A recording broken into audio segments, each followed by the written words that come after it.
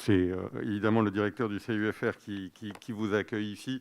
Je veux bien remplir mon rôle de chancelier des universités, puisque le CUFR est en phase et en passe de devenir une université de plein exercice, comme vous l'avez appris ces derniers jours.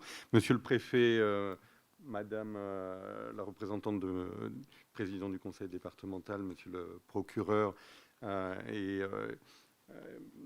j'ai envie de dire, vous tous, représentant les forces de l'ordre, les associations, les différentes institutions.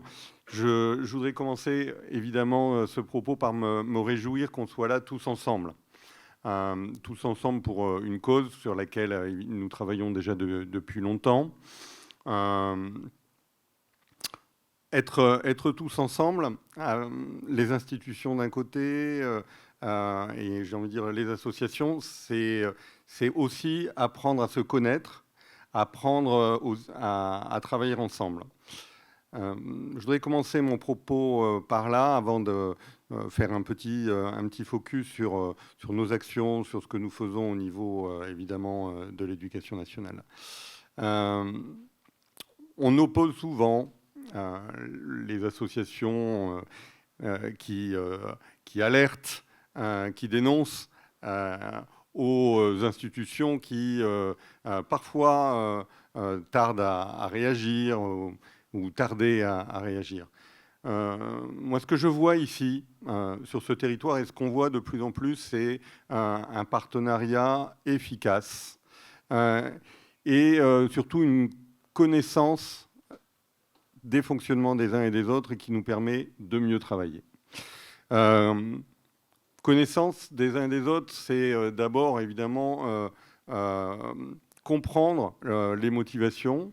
Et notre motivation commune aujourd'hui, c'est évidemment faire plus que dénoncer ces violences sexuelles sur les mineurs, c'est les prévenir, c'est aussi... j'allais dire, monsieur le procureur, chasser les agresseurs et les traquer, évidemment. Et pour faire ça, pour ce travail de prévention, pour ce travail de veille, nous devons être soudés. Être soudés, ça veut dire évidemment être en alerte. Et là, on peut compter sur les associations pour nous rappeler chaque jour cette nécessité d'être en alerte sur un sujet sensible. Et nous avons besoin aussi, nous, institutions, d'avoir ce travail en profondeur.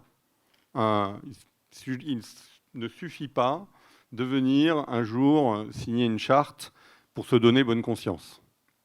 Je voudrais insister là-dessus. Nous l'avons fait. Nous l'assumons complètement. Et je me réjouis qu'on soit là aujourd'hui pour faire, on va dire, ce séminaire, ce colloque, un peu sous forme de bilan.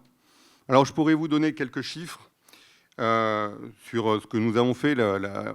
L'éducation nationale est très pyramidale, donc le recteur signe, et puis ensuite on fait signer les chefs d'établissement, les IEN, qui eux-mêmes sensibilisent tout le monde, et je vois nos inspecteurs qui sont là, qui signent. Voilà. Alors, nous avons fait exprès, je dis presque, voilà, que cette démarche soit aussi volontaire. Pourquoi ? Parce que signer, c'est une bonne chose, mais il faut aussi qu'on le fasse en conscience et que derrière, on en comprenne les implications.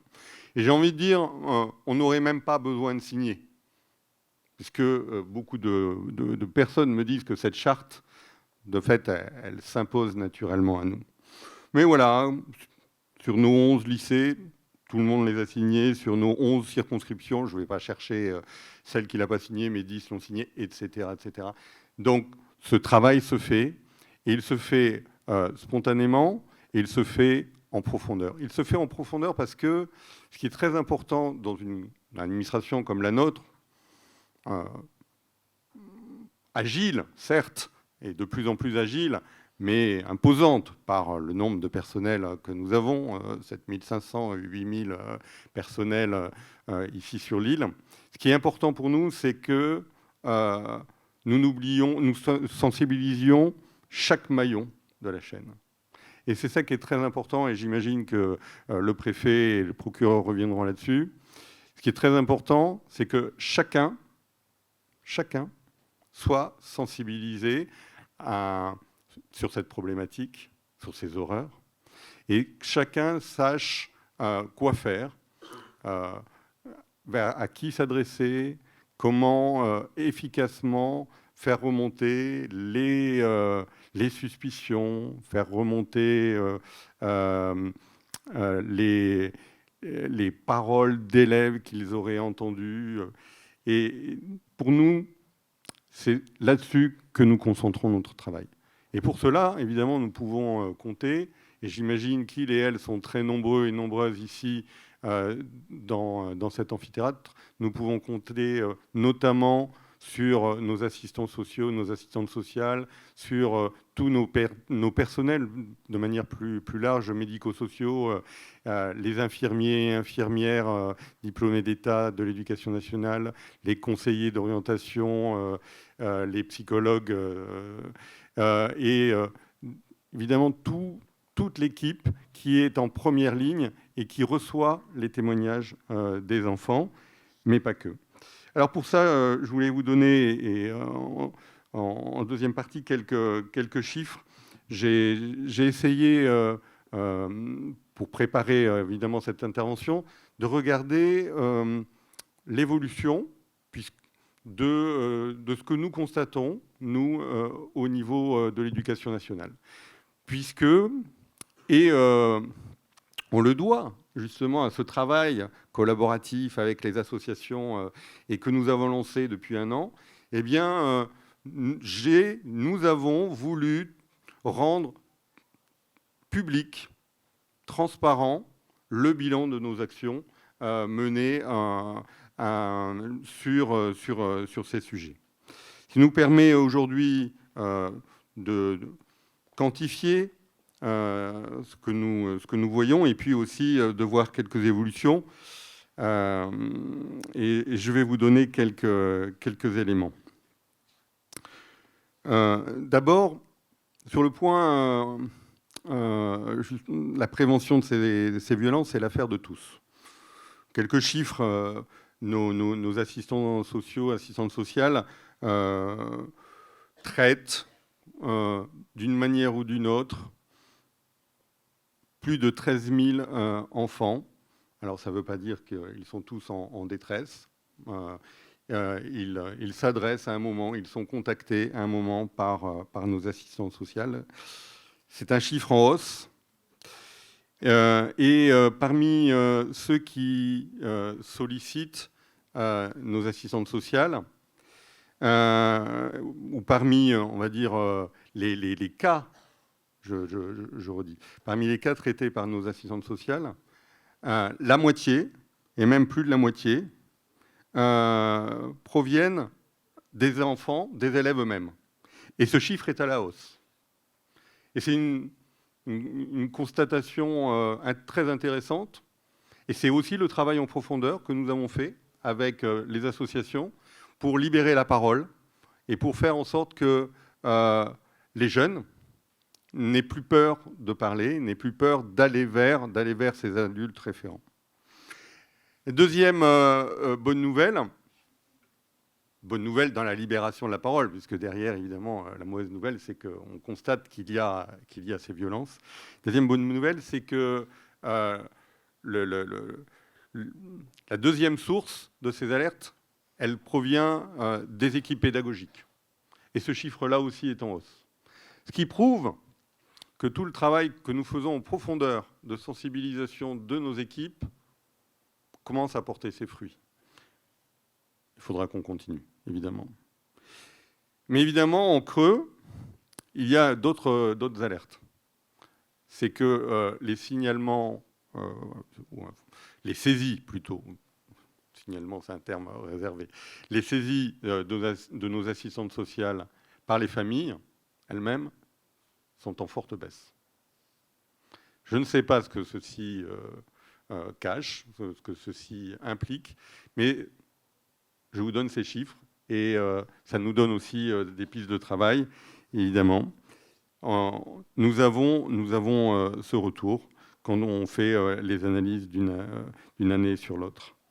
Les motifs de saisie sont variés et ils ne concernent pas tous, heureusement, les violences sexuelles sur les mineurs, mais tous sont graves. Je me permets un pas de côté pour quand même rappeler que pour les 3/4 de ces saisies, ce sont des difficultés économiques. C'est ce qui arrive en tête de ces saisies. Mais juste après, on retrouve les violences familiales, intrafamiliales et aussi d'autres types de violences. Et quand je dis violences familiales, intrafamiliales, très souvent des violences sexuelles.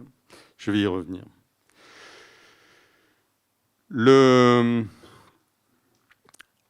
La deuxième évolution que je voulais donner, j'espère ne pas être trop long, la deuxième évolution que je voulais donner, est là aussi qui va dans le bon sens, dans le sens de libération de la parole, c'est le nombre de signalements dont on voit l'évolution et qui, là aussi, montre l'évolution par le haut. Alors, dans les chiffres que je vais vous donner, il y a une année à prendre à part, c'est l'année 2019-2020, année de confinement. Beaucoup d'élèves n'ont pas fréquenté, on va dire, physiquement les établissements scolaires. Mais sur 4 années, je vous donne les chiffres et vous allez voir, pas besoin d'un visuel. Nombre de signalements en 4 années, 205, 271, 170 l'année du confinement, 326 l'année dernière. Ce qui montre, là aussi, évidemment, que les informations remontent et que ce travail est fait. Il est fait essentiellement, là aussi, par nos personnels médico-sociaux et parmi eux, les assistantes sociales. Les chiffres sont similaires sur les informations préoccupantes, mais là aussi concernent bien sûr d'autres types de problématiques. Et évidemment, parmi ces signalements, beaucoup relèvent des violences en général. Aujourd'hui, on parle des violences sexuelles sur mineurs, des violences en général, mais parmi, on va dire, ces signalements, on peut dire que les 3/4 relèvent de violences, et pas dans ces 3/4, une bonne moitié relèvent de violences sexuelles au sens large, qu'elles soient agressions sexuelles, mais aussi, et je voudrais insister là-dessus, des mariages forcés.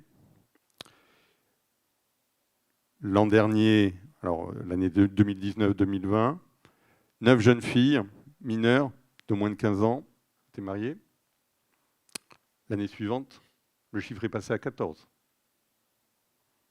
Alors, c'est ce qu'on voit, c'est peut-être pire. C'est aussi évidemment une grosse forme de violence. Voilà quelques chiffres que je voulais rappeler. Je ne veux pas être trop long. Et le rapport d'activité de cette année sera lui aussi publié.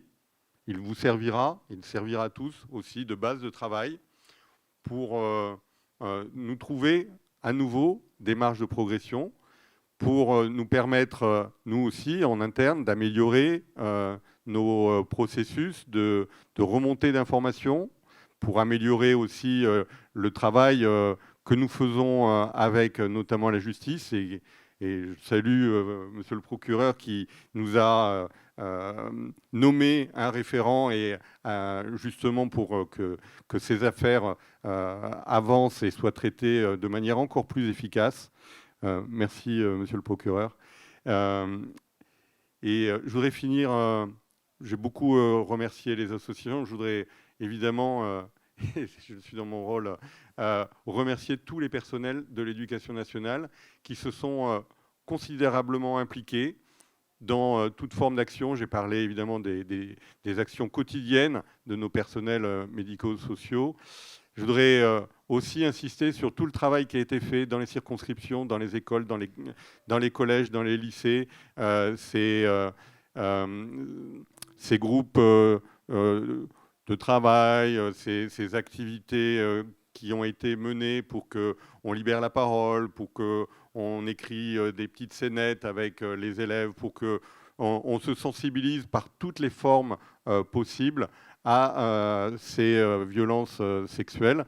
Le travail, il doit être fait en profondeur, il avance grâce à la mobilisation de tous et de toutes. Et je voudrais vraiment remercier nos personnels qui, malgré les difficultés, malgré aussi tout ce qu'ils doivent faire, n'oublient pas que ceci reste et devra rester une de nos priorités. Je vous remercie.